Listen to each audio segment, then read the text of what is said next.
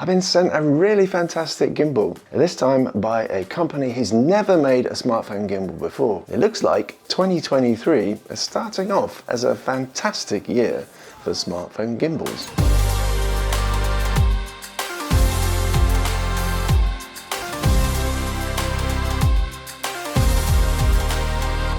Insta360 are mostly known for their 360 cameras, a few of which I've looked at for this channel. But now they've put their minds to a 3-axis smartphone gimbal, the Insta360 Flow. So while there are many features which are pretty familiar, they've also included some new and pretty unique design ideas. The gimbal folds up very neatly indeed, with tripod legs inbuilt into the handle. And the arm here is clear plastic, so you can actually see the electronics inside, which is a bit different, isn't it? And now Insta360 tells me that you can place custom designs inside of this, so that you can kind of pimp your gimbal a bit.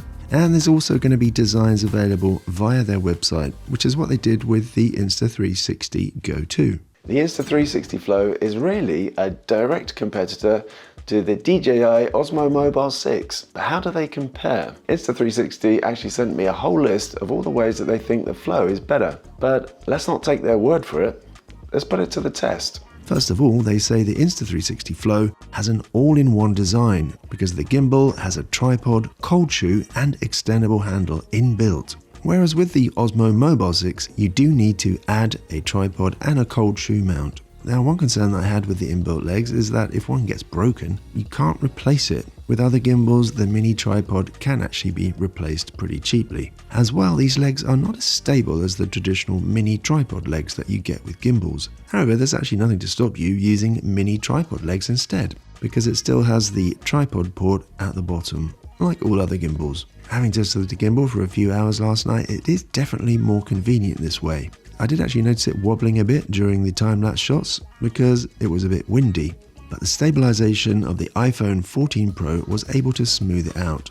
As well, you can actually fold up the Flow and keep the clamp attached, and you can even leave the phone on there as well if you want. With the Osmo Mobile 6, you do need to remove the clamp before you fold it. Insta360 says the Flow has a one-step system which allows you to mount the phone and get shooting faster.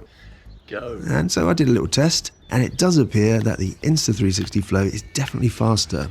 And I'd say it's also easier because you can mount the phone while it's still folded. Insta360 says the Flow does AI tracking better than the Osmo Mobile 6. So first of all, the Flow can identify a person tracked after tracking is lost and then start tracking them again, and is in general better at recovering tracking of a person after tracking is lost for a few seconds.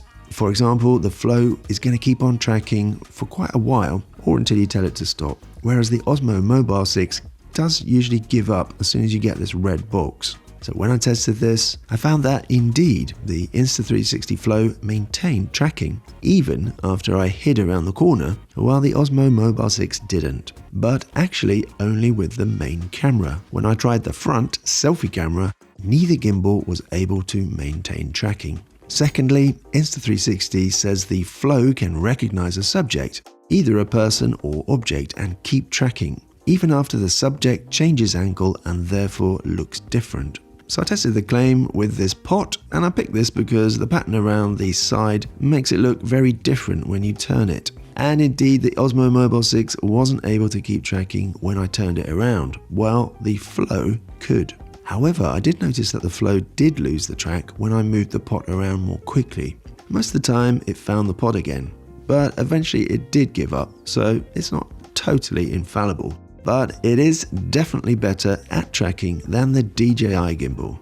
Now, the Insta360 Flow supports tracking even in slow motion mode, whereas the Osmo Mobile 6 doesn't. Now, when zooming, the Insta360 Flow can keep tracking up to the zoom limit of your device. Meanwhile, the Osmo Mobile 6 can only keep tracking up to the 3x zoom. This is on my iPhone 14 Pro.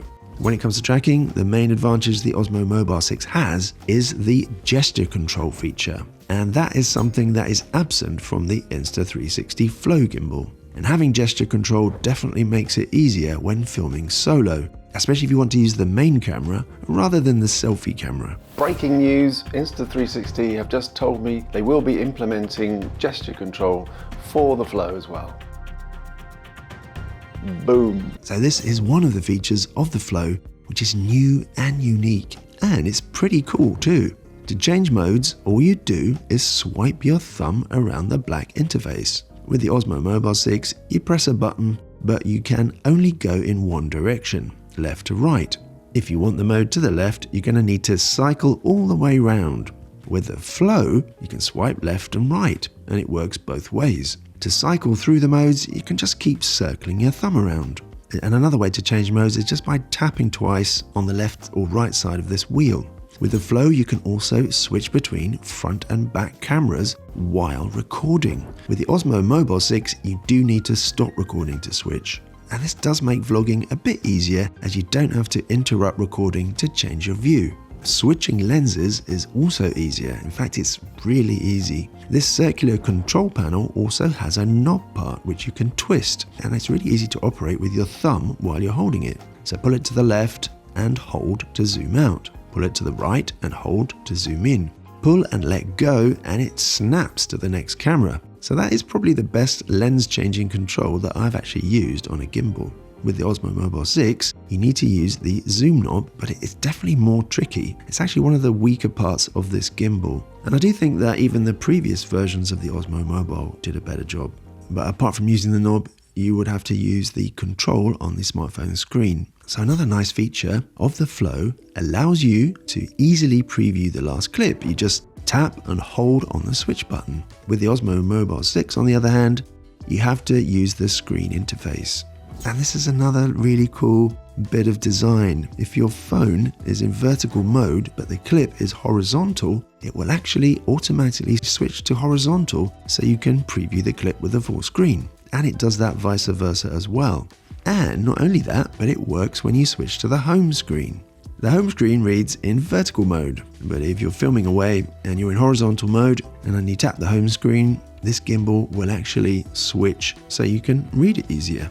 And even if you switch out of the app to do something on your iPhone, again, it goes, okay, you need to be in vertical mode, and it will automatically rotate your phone. So I do actually like that feature, because I quite often find myself having to do this to read things or to open my phone with face recognition. It's just a nice little touch though, isn't it? That's another cool thing that I noticed when I was filming a hyperlapse, which Insta360 actually calls time shift. When you turn a corner, the gimbal pans very slowly in this mode. And this is actually perfect for hyperlapse, because if you pan too quickly, it can look a bit jerky. So it's kind of like the gimbal knows what you need to do, and it adjusts itself appropriately. The Insta360 Flow does have a much more powerful battery. It's going to last about double the length of the OM6 battery at about 12 hours. So most of the time we're not going to use our gimbal for 12 hours in a row, but it does give you the option to use your gimbal as a kind of power bank, and you can charge your smartphone with it. So the Insta360 Flow does have some other features which are probably worth mentioning. For example, it can shoot full panoramic 360-degree photos. And Insta360 says that this is the only smartphone gimbal which can do that. So I think I'm going to take their word for it. And there's also a funny little feature called hoop mode, and that uses some kind of AI system to capture your basketball game. So the AI recognizes when you make a basket and it's going to save it as highlights. But I think I'm going to let some younger, more athletic YouTubers demonstrate that feature for you. There's also widescreen mode, which crops the frame to a cinematic 2.35 to 1 frame ratio, and then it allows you to add different colored filters. Well, actually the filters are also available when you're not in widescreen mode. When it comes to how much weight they can carry, they are small gimbals, so you can't really pack a load of weight on them. But here I've got an iPhone 14 Pro with a Moment case and a Moment 1.33 times anamorphic, and it handles it fine. So I'd say it's about the same as the Osmo Mobile 6. So what does the DJI Osmo Mobile 6 do that's better than the Insta360 Flow? So one thing is the zoom wheel, which can also be used as a focus control, and that allows you to shoot focus pulls. So another advantage for the Osmo Mobile 6 is the touch sensitive joystick, which allows you to move the gimbal at different speeds. The Insta360 Flow Creator Kit comes with a fill light. Clip it onto the clamp and then plug the USB-C cable into the port on the arm, and you can face it either way. So this is useful in low light situations if you want to add a little bit of extra light, especially if you're filming yourself. The Insta360 Flow has the exact same quick start feature used by the DJI Osmo Mobile 6. With a recent iPhone, as soon as you power on the Flow, you get a notification prompting you to open the Insta360 app, so you can start shooting a little bit quicker. So for this to work, you need to enable it in the Insta360 app, as well as allowing notifications for the app and location information on your iPhone. So for a portable, lightweight, fold-up gimbal, I do really like the Insta360 Flow. I mean, to me, this does feel like almost the next step in lightweight gimbal design. I do think it's serious competition for the established smartphone gimbal makers like DJI and DJI, so hopefully it will inspire them to be a little bit more innovative in the future with their new models. This smart wheel, which was inspired by the classic Apple iPod design, is a great bit of innovation. The only thing I would add is to allow the zoom wheel to also control focus. The magnetic clamp is obviously straight from the OM gimbals, but the way you can power up and be ready to start filming is really well thought out. Then there's the extendable grip, inbuilt tripod legs, and there's even the option to add a more comfortable grip for bigger hands. So I went out filming to give it a proper test, and the Insta360 Flow did not disappoint. I also like the action of the gimbal when performing tilt shots. You get a nice ease in and ease out, which looks pretty pro. And being able to switch lenses with a flick of the zoom wheel is a real dream compared to other gimbals that I've tried. Having a gimbal that folds away so compactly really makes this truly portable. Well, I've only had the gimbal for a few days, but I really think that this gimbal kind of makes other fold-up gimbals look a bit like relics of the past. If you do want to learn more about camera movement and motivating camera movement, there's video lessons available for members on Patreon. There's also books to download and all kinds of other video lessons. And there's now a 9-day course for beginners as well. But that's it for this video, and I'm going to see you in the next video that I see you in.